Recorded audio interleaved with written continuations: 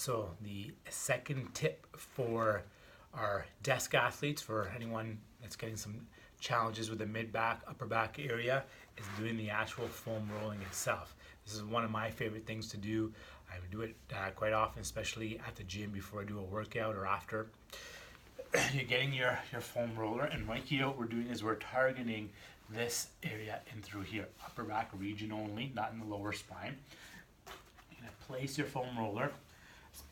So if you're getting some mid back pain, often you're gonna have some neck issues as well. So what I recommend is you take your hands and you support your neck.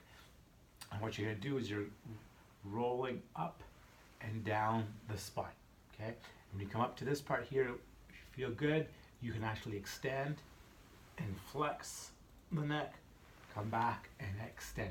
And you can do this for, 5 to 8 passes, really whatever that you can tolerate.